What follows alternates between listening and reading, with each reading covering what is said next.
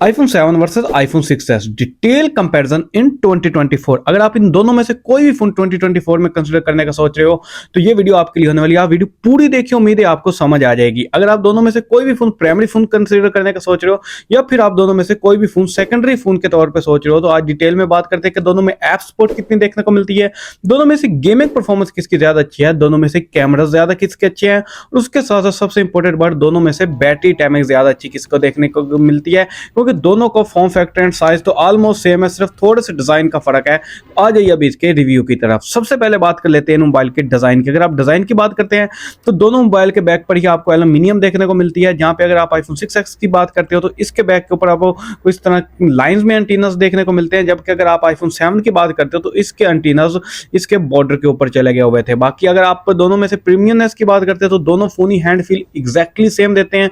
बहुत ही ज्यादा premium phone है, मुझे अपने साइज के लिहाज से दोनों फोन बहुत ज्यादा पसंद आते हैं। वहीं पे बैक पे दोनों के हमें कैमरा देखने को मिलता है और साथ में फ्लैश और माइक्रोफोन। और वहीं पे बॉटम साइड की बात करें तो यहाँ पे एक हमें मेजर फर्क देखने को मिलता है। आपको iPhone 6s के अंदर इसमें हेडफोन जैक देखने को मिलता है, जबकि iPhone 7 के अंदर आपको हेडफोन जैक देखने को नहीं मिलता। ये वो पहला फोन था जिससे गैब कर दिया था आईफोन ने अपना हेडफोन जैक, बाकी ऑलमोस्ट आपको सेम देखने को मिलता है। तो डिजाइन में दोनों के सिर्फ हमें ये डिफरेंस देखने को मिलता है। अब बात कर लेते हैं दोनों मोबाइल के फ्रंट डिस्प्ले की। तो डिस्प्ले में भी हमें दोनों का साइज एग्जैक्टली सेम देखने को मिलता है। 4.7 इंच की डिस्प्ले है। अगर आप iPhone 6s की बात करते हो तो ये एक IPS डिस्प्ले है, जबकि iPhone 7 की बात करते हो तो ये एक रेटिना IPS डिस्प्ले है, जो कि थोड़ी लेटेस्ट टेक्नोलॉजी है। उसके बाद अगर दोनों की आउटडोर ब्राइटनेस की बात करते हो तो आपको 625 निट्स की ब्राइटनेस देखने को मिलती है iPhone 7 के अंदर, और वहीं पे iPhone 6s के अंदर आपको 500 निट्स की ब्राइटनेस देखने को मिलती है, जो कि प्रैक्टिकली तौर पे आपको ज्यादा फील तो नहीं होने वाली, लेकिन आउटडोर में मेजर फर्क थोड़ा सा जरूर फील होता है आपको। उसके बाद अगर दोनों के व्यूइंग एंगल वगैरह की बात करते हो तो दोनों डिस्प्ले मुझे ऑलमोस्ट एग्जैक्टली सेम देखने को मिली हैं। दोनों की शार्पनेस की बात करते हो तो लाइटली ज्यादा शार्प डिस्प्ले है iPhone 7 की। जब आप कोई HDR कंटेंट देख रहे हो तो आपको ज्यादा अच्छे से विजिबल होता है iPhone 7 पे, जबकि iPhone 6 की बात करते हो तो वो इतना ज्यादा शार्प आपको फील नहीं होता। लेकिन ये बात मैं तब कर रहा हूं जब आप दोनों की डिस्प्ले बिल्कुल साइड बाय साइड देखेंगे, अदरवाइज आपको फर्क ही फील नहीं होने वाला। तो डिस्प्ले के लिहाज से आप दोनों में से कोई भी फोन कंसीडर करो, आपको ज्यादा इश्यू नहीं आने वाला, और डिजाइन आपकी पर्सनल प्रेफरेंस है। अब बात कर लेते हैं सबसे इंपॉर्टेंट बात, जो कि इनकी परफॉर्मेंस। अगर परफॉर्मेंस की बात करते हो तो आपको iPhone 6s के अंदर जो चिपसेट देखने को मिलती है वो A9 चिपसेट देखने को मिलती है, जो कि 16 nm के फैब्रिकेशन के ऊपर बनाई गई थी, और तब ये एक डुअल कोर चिपसेट थी। वहीं पे अगर आप iPhone 7 की बात करते हो तो पहली बार ऐसा हुआ था कि इसमें एक क्वाड कोर चिपसेट यूज की गई थी और एक A10 फ्यूजन चिप देखने को मिलती है इस फोन के अंदर हमें।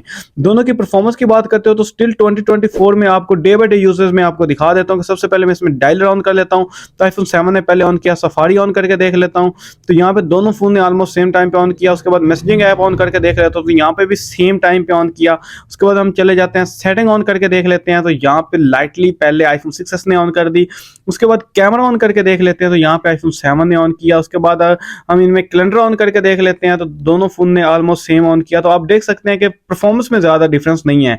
क्लॉक ऑन करके देख लेते हैं, दोनों फोन ने ऑलमोस्ट सेम टाइम पे ऑन की। रिमाइंडर ऑन करके देख लेते हैं, दोनों फोन ने ही तकरीबन सेम टाइम पे ऑन किया। ऐप स्टोर ऑन करके देख लेते हैं, यहाँ पे थोड़ा सा इंटरनेट भी यूज होता है तो समझ आ जाएगी कि कौन सा फोन ज्यादा जल्दी से ऑन करता है। तो यहाँ पे iPhone 6s ने पहले लोड कर लिया लाइटली, तो आपको इतना फर्क जरूर देखने को मिलता है कि परफॉर्मेंस में सिर्फ 19-20 का फर्क है, ज्यादा फर्क देखने को नहीं मिलता। लेकिन एक मेजर फर्क ज्यादा देखने को मिलता है, वो इनकी अपडेट्स में बहुत ज्यादा लोग पूछ रहे थे कि iPhone 6s पुराना फोन है तो इसकी अपडेट में तो अब कोई चीज चलती नहीं होगी। तो भाई ऐसी बात बिल्कुल नहीं है।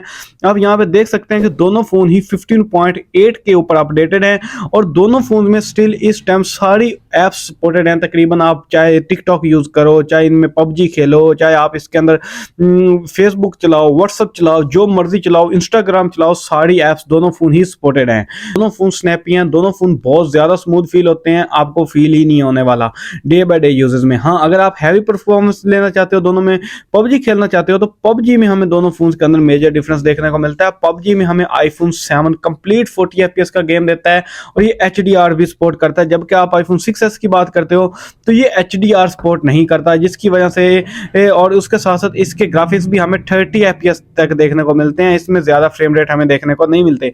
तो पबजी के लिए तो आप आंखें बंद करके आईफोन 7 कंसीडर करिए। 6s बहुत पुराना है, पबजी बिल्कुल नहीं चला पाता, लेकिन स्टिल आईफोन 7 जरूर अच्छी पबजी चला जाता है। तो पबजी के लिहाज से आप आईफोन 7 को बाय जरूर कर सकते हो, लेकिन आईफोन 6s नॉट रेकमेंड, इसमें अब आप पबजी नहीं खेल सकते, ये बात माइंड में रखिएगा।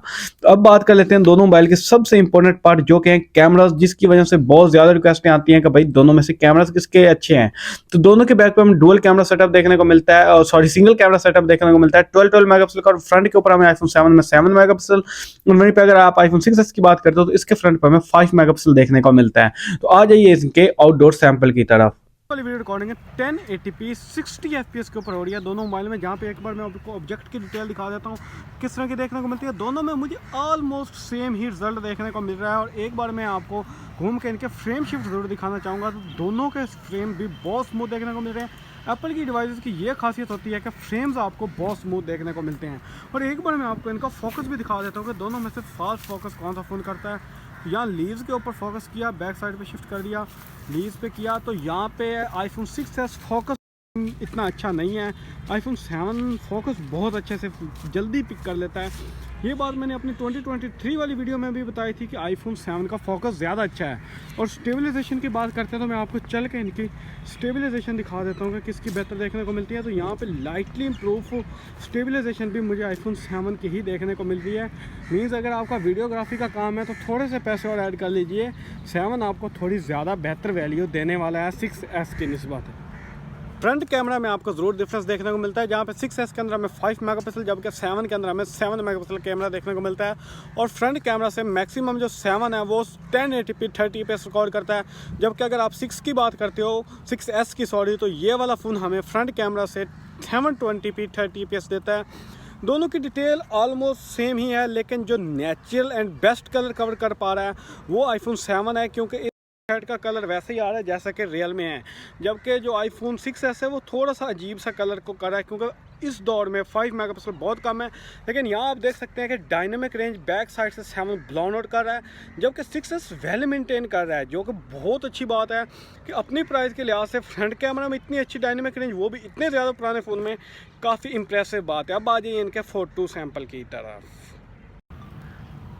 ये वाली वीडियो रिकॉर्डिंग दोनों मोबाइल में हम 4K 30fps के ऊपर हो रही है। यहाँ पे फ्रेम आप देख सकते हैं कि बहुत ही कम देखने को मिलते हैं, और 4K पे मैं आपको एक बार फोकस भी दिखा देता हूँ, क्योंकि 4K के ऊपर अक्सर डिवाइसेस कम फोकस करती हैं। तो यहाँ आप देख सकते हैं कि आईफोन 7 फौरन फोकस लॉक कर लेता है और बहुत स्मूथ है, लेकिन 6s फोकस में स्ट्रगल ज़रूर करता है। ये चीज़ आपने माइंड में रखनी है। और चल के मैं आपको इनकी स्टेबलाइजेशन भी दिखा देता हूँ। तो स्टेबलाइजेशन लिहाज से मुझे दोनों मोबाइल ही तकरीबन सेम देखने को मिल रहे हैं, कुछ ज़्यादा डिफरेंट। एक बार मैं आपको ह्यूमन ऑब्जेक्ट की डिटेल ज़रूर दिखाना चाहूँगा कि ह्यूमन ऑब्जेक्ट की डिटेल आपको किस तरह की देखने को मिलती है 4K के ऊपर, क्योंकि बहुत से लोग 4K में रिकॉर्ड करना चाहते हैं, कंटेंट क्रिएशन करना चाहते हैं कम से कम प्राइस में, तो उन्हें भी आइडिया हो जाएगा कि कैसा रिजल्ट देखने को मिलता है।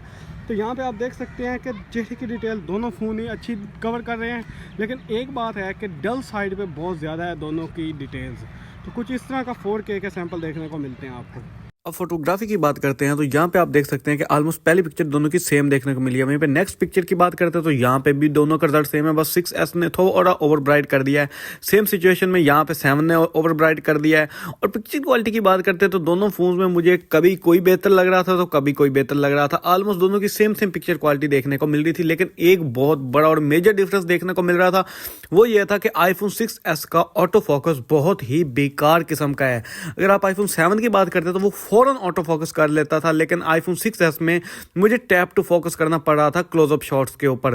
लेकिन क्लोजअप शॉट्स में मुझे लाइटली आईफोन 6s की डायनेमिक रेंज बेहतर लगी या वट एवर क्या प्रॉब्लम थी, लेकिन फिलहाल मुझे आईफोन 7 ने थोड़ी सी ओवर ब्राइट पिक्चर्स दी हैं। हो सकता है कि अपडेट्स की वजह से आईफोन 7 को थोड़ा लेटेस्ट तौर पे करने की कोशिश की गई हो, जिसमें आजकल ब्राइट पिक्चर्स का दौर चल रहा है। लेकिन जब आईफोन 6s आया था तो तब बहुत ज़्यादा डल साइड पे पिक्चर क्लिक की जाती थी, तब कोई इतना इशू नहीं था। और वहीं पे अगर लॉन्ग एक्सपोजर एक्सपोजर वाली पिक्चर्स की बात करते हैं तो वहाँ पे भी ऑलमोस्ट दोनों का रिजल्ट मुझे सेम देखने को मिला है। और ह्यूमन ऑब्जेक्ट की बात करते हैं तो यहाँ पर भी मुझे दोनों का रिजल्ट एग्जैक्टली सेम देखने को मिला है। मीन्स ये कि अगर आपने फोटोग्राफी करनी है नॉर्मल तो आप दोनों में से कोई कंसिडर कर लीजिए, आपको इश्यू नहीं आएगा। क्योंकि अगर ऑटो फोकस की बात करते हैं ना तो टैप टू फोकस आप फोटोग्राफी में तो जरूर कर सकते हैं। हाँ, वीडियोग्राफी में टैप टू फोकस थोड़ा सा अच्छा नहीं होता क्योंकि वहाँ पे ऑटो फोकस की ज़्यादा ज़रूरत होती है। तो मेरे ख्याल में अगर आपने दोनों में से फोटोग्राफी के लिए कोई भी बाय करने का सोच रहे हो तो iPhone 6s बाय करिए या फिर 7, कोई इशू नहीं होने वाला। वहीं पे स्लो मोशन की बात करते तो वो मुझे दोनों की ही अच्छी देखने को नहीं मिली, दोनों ही फोकस में बहुत प्रॉब्लम कर रहे थे।